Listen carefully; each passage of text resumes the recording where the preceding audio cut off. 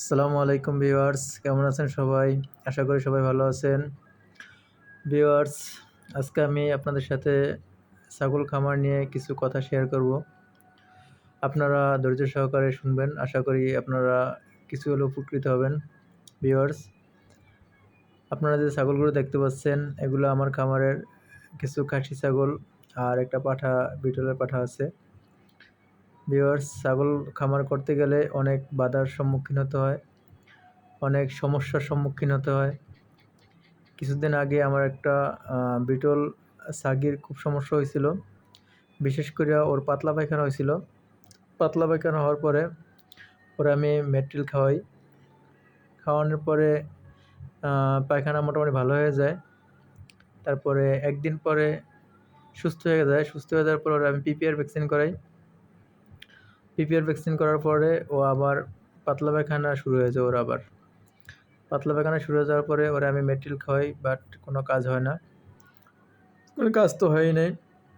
মেট্রিল ২ দিন খাওয়াইছি, বাট কোনো কাজ হয় না। পরে আবার মারবো মানে মারবো খাওয়াইছি, কোনো কাজই হয় নাই।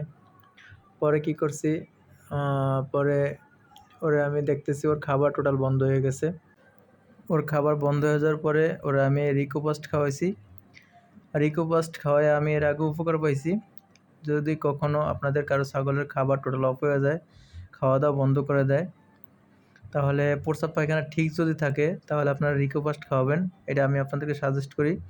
কারণ ছাগলের খাবার বন্ধ হয়ে গেলে ওরা তো আর জোর করে কখনো ঘাস খাওয়ানো যায় না বা লতা পাতা খাওয়ানো যায় না। তখন ওর শরীরের ব্যালেন্স হারিয়ে ফেলে, শরীরে ইলেকট্রোলাইটের ঘাটতি দেখা দেয়।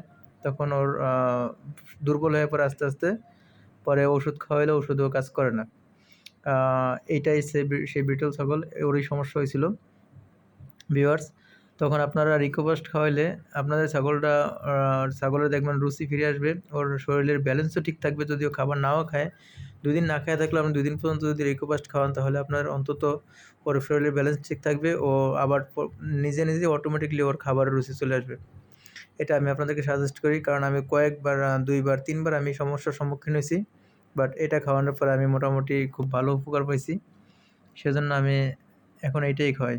আর আপনাদেরকে আমি আরেকটা কথা বলি, সেটা হলো গিয়া মেট্রিনাজল জাতীয় ডাইরোবেট খাওয়ান বা মেট্রিল খাওয়ান, যাই খাওয়ান না কেন, মেট্রিল খাওয়াইলে ছাগলের রুচি অনেকটাই কমে যায়।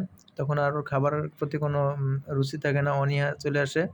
তো মেট্রিল খাওয়ানোর আগে অন্তত আপনি বুঝে শুনে খাওয়াবেন। যদি আমাশ হয়ে থাকে, সেই ক্ষেত্রে আপনি মেট্রিল খাওয়ালে খুব ভালো কাজ করবে। আমি উপলব্ধি করতে পারছি আমার ছাগলটা কী জন্য এরকম হয়েছিল। সেটা আসলে এটা হওয়ার কারণ ছিল ওর একদিন আগে পাতলা পায়খানা হওয়ার পরে ও সুস্থ হয়ে গেছে আমি দেখছি, ঠিক আছে। বাট ২-৩ দিন পরে ওর যদি আমি পিপিআর ভ্যাকসিনটা দিতাম তাহলে আমার এই সমস্যার সম্মুখীন হতে হইতো না। কারণ ওর শরীরটা তখন দুর্বল ছিল, যার কারণে পিপিআর ভ্যাকসিনটা দেওয়ার পরে ও আর ওটা নিতে পারে নাই। তখন ওটা পাতলা পায়খানায় রূপান্তরিত হইছে। এটুক আমার অভিজ্ঞতা থেকে আমি বলতেছি। তাই আমি আপনাদেরকে সাজেস্ট করব, আপনারা কখনোই অসুস্থ অবস্থায়, শরীর সম্পূর্ণ সুস্থ থাকা অবস্থায় আপনারা পিপিআর ভ্যাকসিন দিবেন। বাট অসুস্থ থাকা অবস্থায় কখনোই পিপিআর ভ্যাকসিন দিবেন না।